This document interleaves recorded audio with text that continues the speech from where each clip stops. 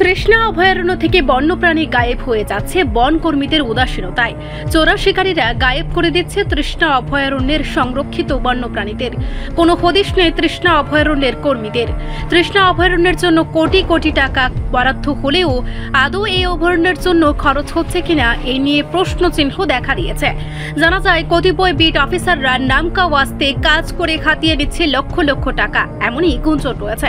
পরিবেশের ভারসাম্য রক্ষা এবং জীববৈচিত্র্য বজায় রাখতে জীবকুল এবং উদ্ভিদকুল উভয়ের প্রয়োজনীয়তা অপরিসীম, কিন্তু এক শ্রেণীর অসাধু লোক উভয়কে ধ্বংস করার প্রয়াস জারি রেখেছে। তৃষ্ণা অভয়ারণ্য রাজ্য এবং দেশের মধ্যে একটি উল্লেখযোগ্য অভয়ারণ্য। বিলোনিয়া মহকুমার রাজনগরে বিশাল এলাকা জুড়ে রয়েছে এই অভয়ারণ্যটি। এই অভয়ারণ্যটিতে যেমন বিভিন্ন প্রজাতির বড় বড় গাছ এবং ঔষধি গাছ রয়েছে, ঠিক তেমনি রয়েছে বিভিন্ন ধরনের লুপ্তপ্রায় অনেক ধরনের প্রাণী, যা এই অভয়ারণ্যটিকে সমৃদ্ধ করেছে। কিন্তু চোরা শিকারীরা বন্যপ্রাণীদের ধ্বংসের যজ্ঞের লীলায় মত্ত হয়ে উঠেছে। আবারও প্রমাণ উঠে এলো তার সোমবার সকালে। সোনামুড়া বিলোনিয়া সড়কের কাশারি কর্নারে যানবাহন চেকিং করার সময় সন্দেহজনকভাবে রাজনগরের দিক থেকে আসা এক স্কুটি চালককে দাঁড় করিয়ে চেকিং করার সময় স্কুটিতে থাকা কয়েকটি বস্তাতে 10টি মনিটর লেজার্ড, অর্থাৎ যাকে ভালো বাংলায় গোসাপ এবং স্থানীয় ভাষায় গুইল বলা হয়ে থাকে, সেগুলিকে পাওয়া যায়, যেগুলিকে ধরা, খাওয়া এবং বিক্রি করা আইনত দণ্ডনীয় অপরাধ। তখন বন দপ্তর সাথে সাথে তাকে আটক করে জিজ্ঞাসাবাদ শুরু করে। জিজ্ঞাসাবাদে ওই স্কুটি চালক এই গোসাপগুলি ধরে নিয়ে যাওয়ার কোনো যথাযথ কারণ দেখাতে না পারায় বন দপ্তর তাকে বন্যপ্রাণী আইনে গ্রেফতার করে। তার নাম আথে মগ, বয়স 28 বছর, বাড়ি পিয়ারবাড়ি থানাধীন রাজনগরের বাতিসা কলোনি এলাকায়। পরবর্তী সময় তাকে আজ গোসাপগুলি সমেত বিলোনিয়া আদালতে প্রেরণ করে।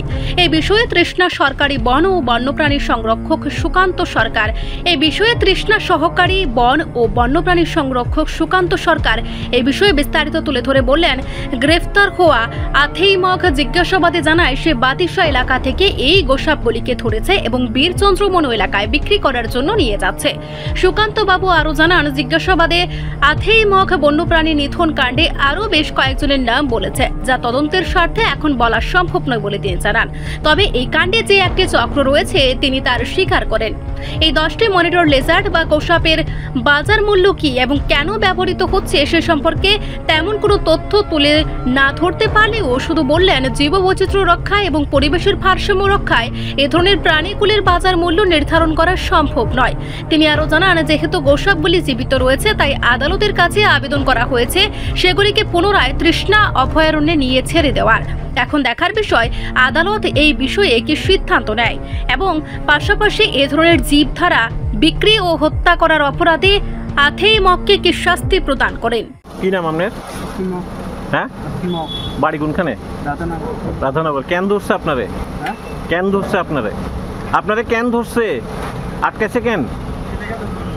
কিলিকা ধরছে? গুল গুল সাপ নিয়া কতটি? এটি কোনখানে বিক্রি করবেন?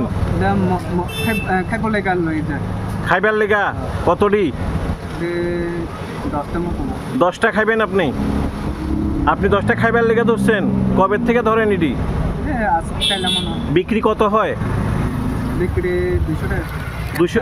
হ্যাঁ, একটা 200 টাকা বিক্রি হয়। আপনি জানেননি এটা তো অবৈধ? না, আপনি কইতে পারতেন না? গুলশাপ মার্কেটে ওপেন বিক্রি হয়নি। আপনি আর কার সাথে একসাথে, মানে একানি ধরেন না অন্য কেউ আছে? মানুষ মনে হয়। বিক্রি কার কাছে করেন? বিক্রি কার কাছে করেন? এই যে 200 টাকা কইছেন দাম, কার কাছে করেন? কার কাছে? আমরা প্রতিনিয়তই আমাদের সকালবেলায় বিএসএফ পুলিশদের নিয়ে রুট চেকিং চলে। তো আজকে প্রায় 10-12 দিন ধরে আমাদের রুট চেকিং চলছিল। তো 10-12 দিন পরে আজকে আমরা একটা সফলতা পেয়েছি। সকালে যখন 5:30টার সময় আমরা কাশারি কর্নারের বিলোনিয়া টু সোনামুড়া রোডের যে কাশারি কর্নার আছে ওইখানে যখন আমরা রোড চেকিং করছিলাম বিভিন্ন বিকেলগুলি, তো আমরা দেখতে পাই একটা স্কুটি ব্লু কালারের আসছিল রাজনগরের দিক থেকে।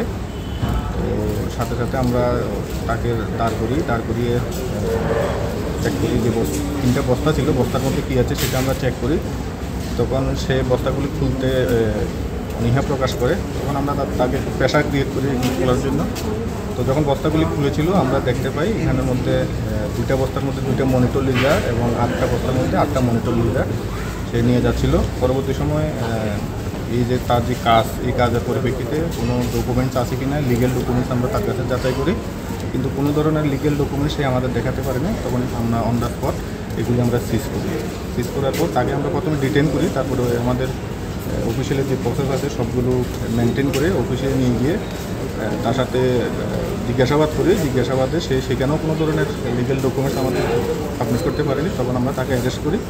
অ্যারেস্ট করার পর আমাদের অফিসিয়ালি যে সমস্ত প্রসেসগুলি আছে সেগুলি সম্পন্ন করে তাকে আজকে 2 দিনের পরে আমরা সুপোর্ট করেছি। যে অ্যানিমেলগুলি সে ইলিগালি বিজনেস করার জন্য নিয়ে যাচ্ছিল, ট্রেনিং করছিল, সেগুলি আমাদের wildlife protection act 1972 schedule 1-এর পার্ট 2 অ্যানিমেল, যেগুলি একটা এলিফ্যান্ট এবং টাইগারের সমতুল্য, এবং সেইগুলি বিক্রি করার ফলে, অবৈধভাবে বিক্রি করার ফলে আমাদের যে পরিবেশ এবং ইকোলজিক্যাল যে ব্যালেন্স আছে সেটা নিশ্চয়ই নষ্ট হচ্ছে। তখন আমরা মাননীয় আদালতের কাছে আমরা আবেদন করেছি যে যেহেতু এগুলি জীবিত অ্যানিমেল, এগুলিকে যাতে আমরা আবার তাদের যে ন্যাচারাল যে হ্যাবিটেশন আছে ওইখানে ছাড়ার জন্য আমরা আবেদন করেছি।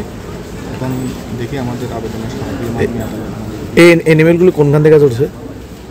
জিজ্ঞাসাবাদে সে বলেছে যে সেইগুলি পাতিসার থেকে নিয়ে এসেছিল, পাতিসার থেকে নিয়ে এসেছিল বিষ্ণুমুনে নিয়ে যাওয়ার জন্য।